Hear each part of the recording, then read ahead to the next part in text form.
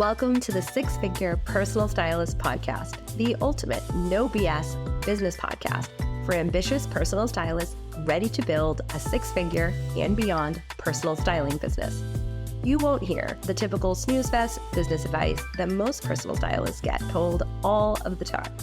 Nope, instead I'll be sharing business building strategies that will help you create a killer personal brand, a cult following of loyal personal styling clients, and make a ton of cash while creating lasting style transformations for your clients. I'm Nicole Achi, your host and a former personal stylist of 14 years who built a lucrative styling business in 3 major cities, but only after spending years trying to crack the six-figure styling business code without burning out. And now I'm here to tell you how to do exactly the same. Let's get into it. Welcome back to the podcast. It is a big one today. It is the 1-year anniversary of this podcast, which feels kind of like strange because I feel like I've been doing this forever, but it's only been a year. April has always been my official business anniversary, which means the business is also 2. Also strange because it feels like it's been a second and also a decade, which is kind of how I feel about all of the most important relationships in my life. So I think I'm on the right track. I've decided that instead of recapping highlights or pretending that you care about my favorite moments in this podcast, I'm going to pull back the curtain on the number one question that I get asked just about weekly from my clients and on sales calls. How do you create content that feels like you are talking directly to me? You know, the kind of podcast episodes or Instagram captions or client stories that maybe you've heard on here that make you wonder if I am, as a client said to me the other day, wiretapping your brain. Well, in this episode, I'm going to show you exactly how I do it. Because spoiler alert, yes, I was a stylist before, so I do bring a lot of knowledge and understanding and even a lot of sympathy and emotion to this conversation. But it is not magic. It is absolutely strategy. But it may not be strategy in the way that you think of strategy. It's not strategy in like a manipulative way. It's strategy paired with really being in love with your audience. So I'm just going to say at the start of everything I'm going to talk about, you're not going to be able to do this if you don't care about the people you work with. It is like the prerequisite. It is something you can learn if you have that behind you. And if you're willing to stop hiding behind shallow content, which you may not think you're doing, you may just be like, this is what I thought I was supposed to do, which is fair. And start marketing like someone who really is invested in building a business for people that they care about and that they're proud of. Let's dive into this whole conversation by talking about the truth about why people buy. There are only 2 reasons why people buy. And this is why sales psychology is so critical and it's infused in everything that I talk about. Fear or aspiration. So if you're selling toothpaste or jeans or a blouse, you can absolutely play in both lanes and you can still win financially. But if you're selling transformational services like personal styling or not just personal styling, but argue like hairstyling, you're a makeup artist, you're somebody that helps people with their fitness goals. This is where clients have to show up and actively participate to get results, right? It's not the same as just like buying the toothpaste. Once that happens, the toothpaste company doesn't really care. And so because of that, the energy behind why somebody buys from you matters a hell of a lot more than if you were selling a commodity or a product. So if you lead with fear in your content, which I don't think a lot of stylists do, to be honest, I think they lead with a lack of any perspective at all. But I do want to just like explain these 2 different things. I don't see this often. You're going to attract clients who are running away from themselves. You're also going to get this if your content isn't necessarily fear-based, but it is not speaking to anybody. So it's sort of like you're just showing your outfits. You're just making it about you. You're not explaining why it matters to your audience. They're going to respond with fear, even if you're not fear-mongering to them, because they're they're desperate. They're coming from a place of fear. They're coming from a place of, I just need something to work and that looks good on you, so I'll wear it too.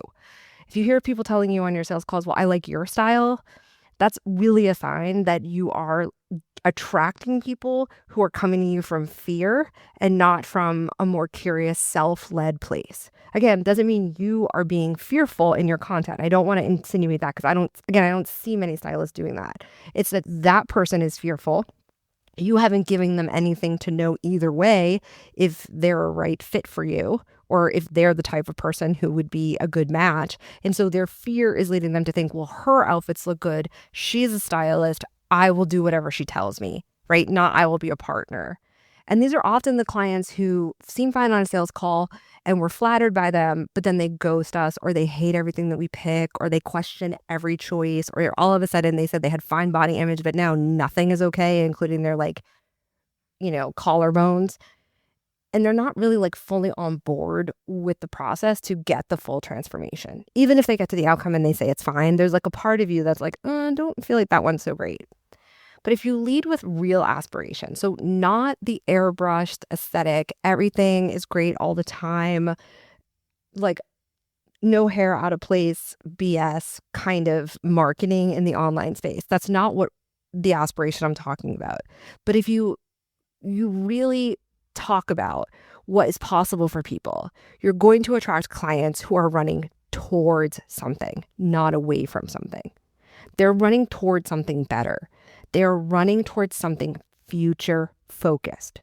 You'll notice when you get the client that I was talking about before, who kind of comes to you from a fear-based place, they talk a lot about the past. They talk a lot about when they used to be thin. They talk a lot about when people used to give them confidence, when their partner was attracted to them, when they could get anybody they wanted on the dating field.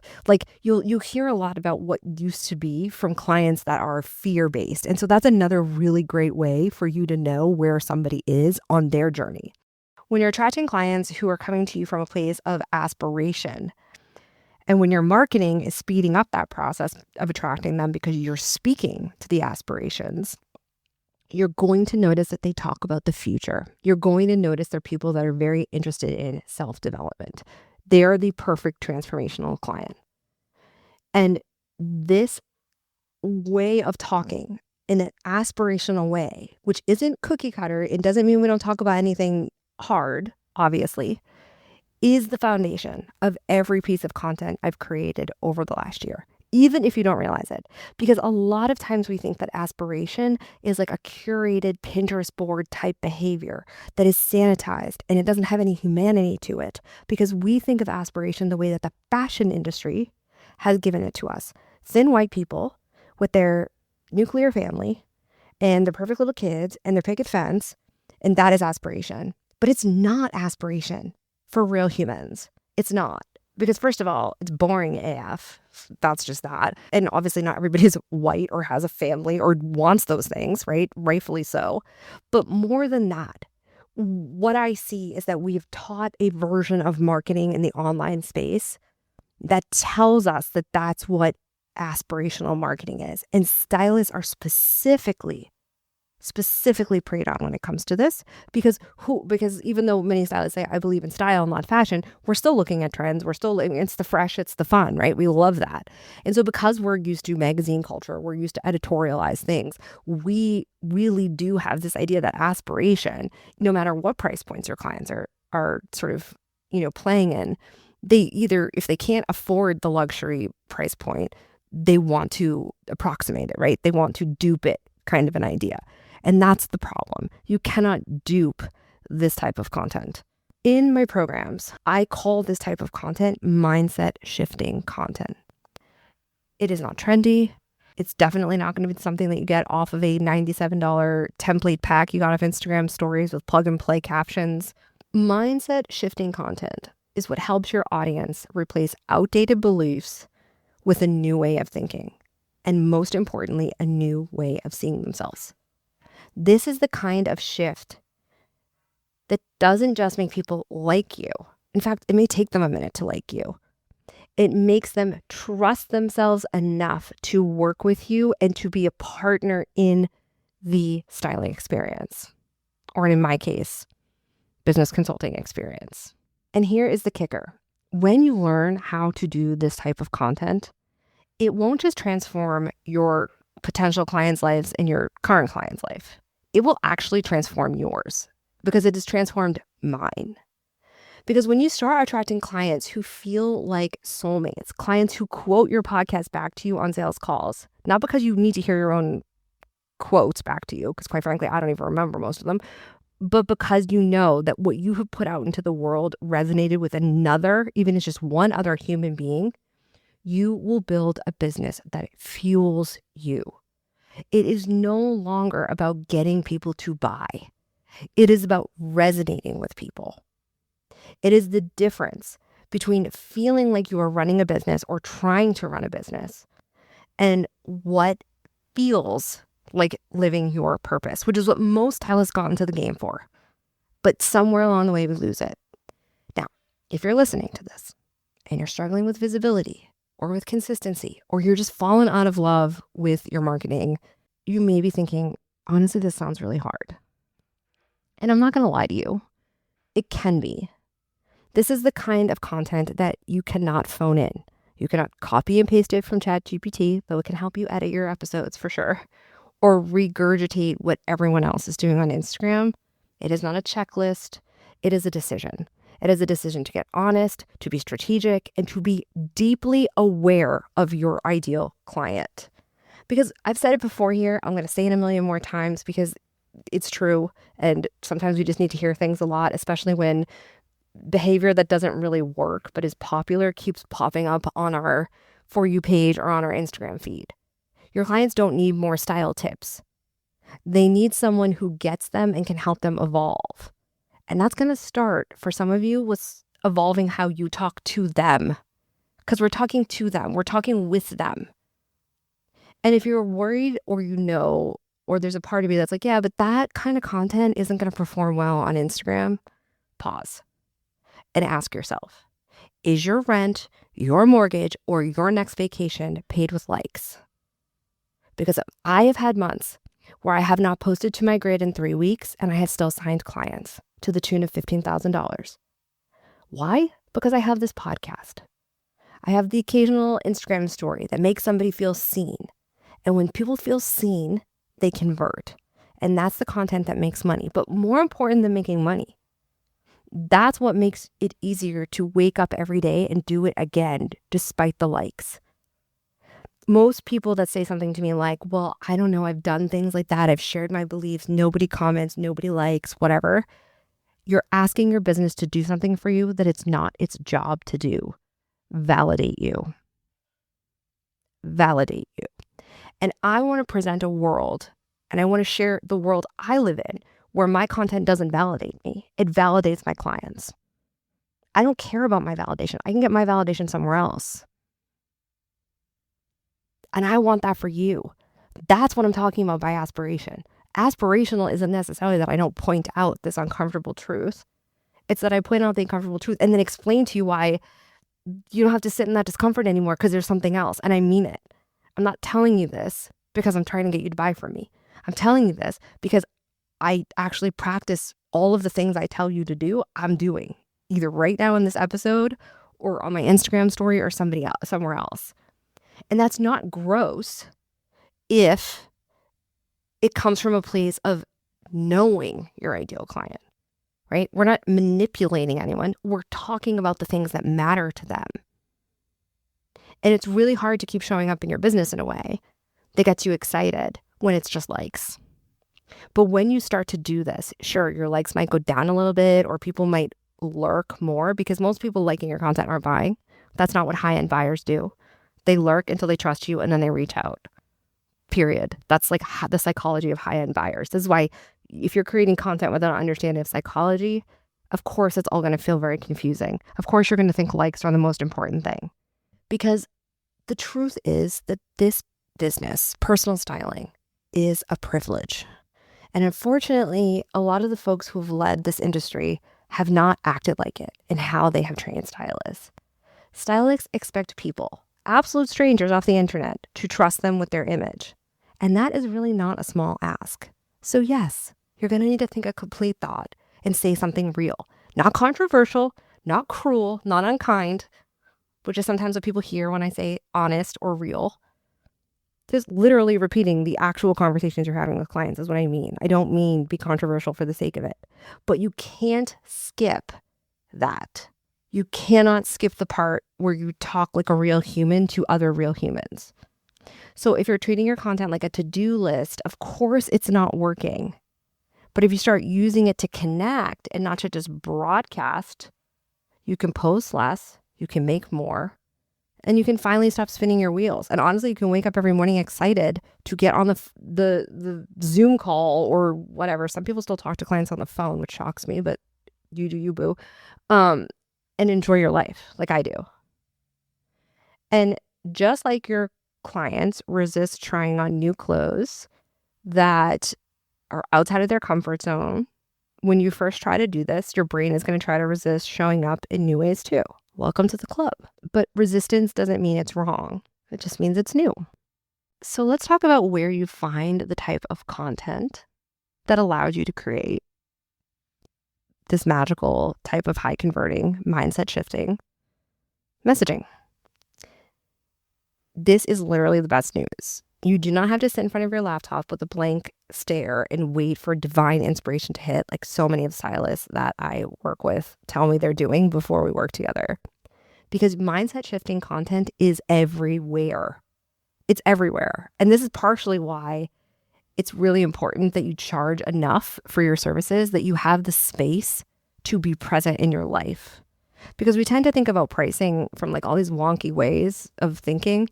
But if you can really put time into your content and bring your ideal client up to a certain level and a certain standard in their thinking, they are going to get more out of their work with you.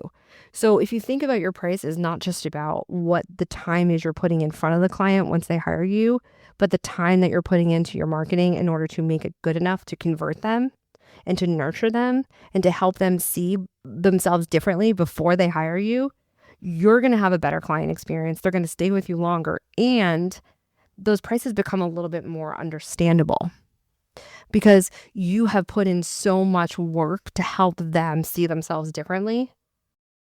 And so when we are so worried about the pricing, but we're not thinking about if we're giving messaging the adequate time and thought that it requires to call in the type of person who doesn't question that price, we are misled.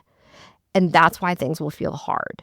So the good news is this type of content will require you to have more space in your schedule till you master it, but it's in your DMs, it's in your sales calls, it's in the text clients send you when they're spiraling over a bunch of online orders that didn't work. It's right here. Your job is to listen better, which is why I said you have to slow down, which is why you got to charge more. You have to shape those raw moments that you experience as a stylist into reflections and reflect them back to your audience with care, with clarity, and with confidence. But here is the catch. In order to do that, you can't just take it and then regurgitate it. You have to first stand for something. Like I said, you first have to care about that audience. So if your content is trying to appeal to everyone, this isn't going to work because those specific examples in your DMs or on your sales calls or in your texts are not going to hit for anyone because the way you wrap them, the way that you reflect them back to your audience, the way that you shape them and present them won't resonate because you're missing the foundation. You're missing saying, this is who I serve and this is who I don't serve. And so then you're just shouting into a void, even if you do exactly what I just told you to do, like go into your DMs, listen to your sales calls back, or, look at your client texts. You can go and say, oh, I talked to a client, blah, blah. But if you don't shape it back to your audience and say, and this person is XYZ and they wanted LMNOP, and this is the kind of person I help best, it won't make a difference. And if you don't do it all the time, week in and week out, it's going to fall flat. So I think that's an important piece of context here because I don't think people are honest about what it takes to get to the level where your content sells for you. Like my content sells for me on my Instagram grid right now, even if I haven't posted anything this week. So because I create assets, I don't create marketing. I create relationships. And that's what I want for you, because it's now not about me sitting down and writing my marketing for the week. It's literally how I think. It's literally how I move. Yes, I have the to-do list of recording this, but it took me 25 minutes to complete this podcast, from outlining it to writing the hooks and to doing all of that. And now I'm recording because it's just so simple to me. And that's what I want for you. I want it in your bones. I want it in your blood, because then you don't have to worry about how busy your week is when you have a lot of clients, which you will if you do this. You'll just be able to sit down and do what you got to do because you already have that foundation. So if you've ever thought to yourself, how is she in my head? How does she create podcasts to feel like she knows what I'm going through, even if I've never talked to her, which is what someone said to me the other day. I am in your head because I'm listening to you. I'm listening to stylists just like you. Every sales call, every comment on my Instagram, every coaching session, I am listening to you. I am reflecting after those calls. I am thinking about you sometimes before I fall asleep because I'm so excited for what I know is going to come. And then I do something that most people don't. I take time in my day and I think about how to speak to you in a way that opens a door, that makes you feel less alone, that makes you feel ready to take the next step. Not because I'm so great or because I have some superhero marketing ability, but because I remember what it felt like to be where you are. I lived there for 7 years. I have lived there some days. If you're a stylist that's established and doing well, I still have days where I feel like you probably do. I don't forget or sanitize how I got here. And I think that's important when we think about coaching or consulting or people we trust, because I said to a client yesterday on a group call, she said, well, what do you do with your marketing? How do you plan your marketing? I said, I don't want to tell you how I plan my marketing because you could wake me out of a dead sleep and I could write a post right now that could convert. Not because I'm so great, because I spend so much time thinking about my ideal client, and you guys just tried to figure out who your niche was 2 weeks ago. So what I do in my schedule shouldn't be what my clients do, but it should be what they aspire to, because it makes your life so much easier. But in order to get there, you got to do the hard work of making the decision to be for someone. And stylists think that the hard work is like being perfect or getting it right. I don't get it right a lot on this podcast. Some I knock out of the park, some I'm like, oh, that wasn't that great, but it's not about that. It's about the fact that I'm showing up every week and then I'm talking about the things that this community cares about and that I care about for them and the life that I want for them. You can have this. Absolutely, you can have this. There's no reason why you can't have people saying, how are you in my head? I feel like you know me. I trust you. You want to build a multi-six-figure business? Cool. You're going to need more than pretty visuals and a Canva carousel. You're not going to be able to outsource this part. You're going to need to do this part. You can outsource the carousel on Canva though. Please do. The ability to create content that gets into the psyche of the person that you most want to work with, that would make your business feel like a dream every day, that says, I see you, I understand you, let's do something about where you are and where you want to go, is completely in your control. So here's to a year of doing exactly that together, week after week with this podcast. Here's to you if you are ready to start taking the steps to kind of ditch this shallow version of aspiration online in what people call aspirational marketing, particularly in our field. Here's you calling in what you actually want to offer, to being able to use your words and your marketing to build the world for yourself and for your clients, where a woman or a man showing up the way that they want to visually is such an act of rebellion and creativity and self-expression that they don't hesitate for a moment, because your marketing has showed them ways to think about that, ways to behave like that before they're ready, and ways to embody the person that they're not yet before they ever hire you. Here's to you standing for something beyond your business in creating a movement of people that believe in style the way that you do. So if you started your business with small aspirations to just make this or just make that amount of money, this is your invitation to stop that language in your head. You are capable of so much more. People need so much more, especially right now in the kind of world that we live in. It's not amazing right now out there, in case you haven't noticed. People who use their style as the deepest reflection of their humanity are people who are really up to stuff in the world. And you get to be a part of that right now. And this is the type of marketing that does it. So you're going to come with me? You're going to do this? Or what? Because I'm just getting started. And I think you are too. So thank you for being here this year with me. Thank you for being a part of this movement of stylists who are here for people being bigger. And I'll talk to you next episode. Thank you so much for hanging out with me. It turns out that social proof is actually pretty important. So if you could help me out, I'd so appreciate it. If you just had a quick free moment and could leave me a rating or review on the podcast app, that would be killer. And even better, if you wanted to share this episode on Instagram and tag me, that would totally make my day. And it would bring so much more awareness to the podcast and would help other stylists just like you who are looking to build lucrative styling business, because the better each of us does, the better all of us do. Thanks for hanging out with me, and I'll chat with you next time.